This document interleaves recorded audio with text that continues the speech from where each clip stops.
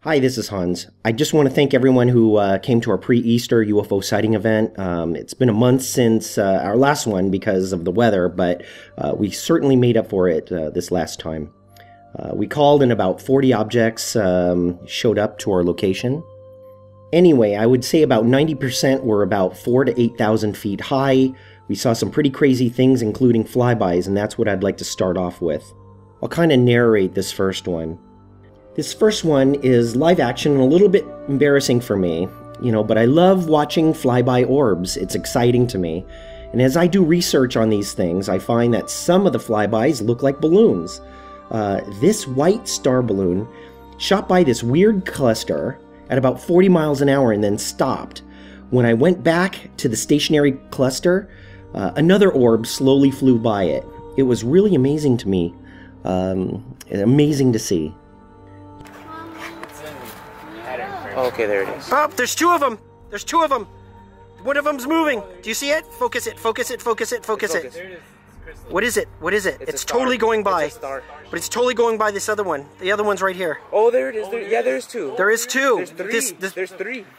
Look, this one's like totally jamming past the other one. There it is. You need to focus it. Is it focused? Focus it. Quickly, quickly. Crystal. Okay, I'm gonna go back to the other one. Oh crap. There it is. Oh, okay, there it is. This one's Crystal. Wait, oh, there's a flyby. There's a flyby. flyby! Flyby! Oh shit! Oh shit! Whoa! Flyby! I'm gonna zoom on the flyby. Okay. You got it? Alright, that was at like 28 seconds. Okay, I'm zooming. My definition of a flyby is mostly a premeditative moving object on a flight path of close proximity to a relatively stationary or stationary objects. I'm not talking about space expansion like when two balloons released at the same time heading in opposite directions. I'm talking about one object shooting by a stationary object. People have to realize that this is not magic or supernatural nor science fiction. It's science fact we don't understand. We need to shed our scientific arrogance ego and deal with the facts we see before us. This is how we grow as a civilization. Our atmosphere is the largest habitat on Earth. It contains all the energy and elements needed to sustain life. 20% of our clouds and raindrops are made from particles of bacteria. Microscopic plankton-type organisms fill our skies with nutrients.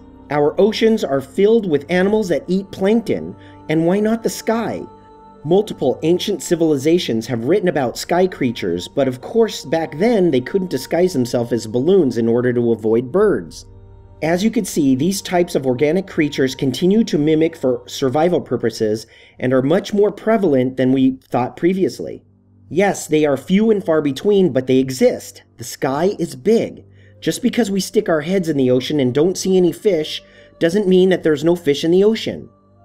But here's the kicker. For some reason, when the conditions are right and we telepathically call for them, they come to our location. Balloons are very uncomplicated.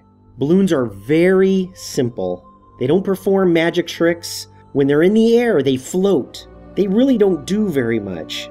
I think people try to make them out to be complicated pieces of equipment. They're not. I also think that people's imaginations run away with them.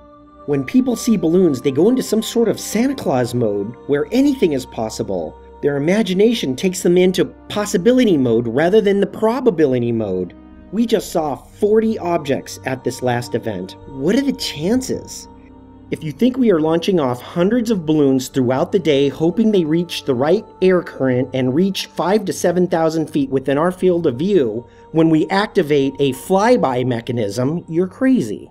You need to come to one of our events to see how high these things present themselves. This one looked like a brown plastic grocery bag without the typical handles. This one crossed the sky about a quarter mile away from us. Usually uplifted bags are due to a vortex like a mini tornado and is usually surrounded by other aerial debris. This one floated straight away like a balloon, but notice that this object is enclosed. A typical grocery bag's mouth is usually wide open in order to maintain its lift. This one breaks the rules on many levels.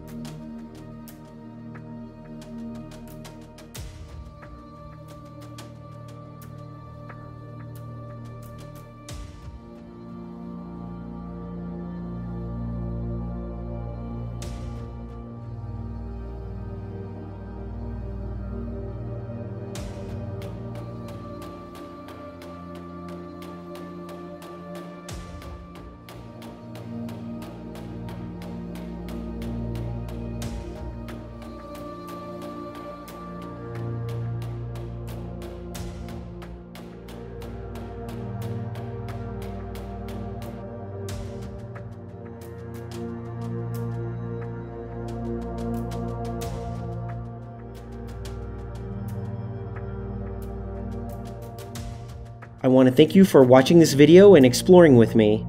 I invite all of you to come to our next UFO sighting event here in the Los Angeles area. Please join LA UFO channel on meetup.com.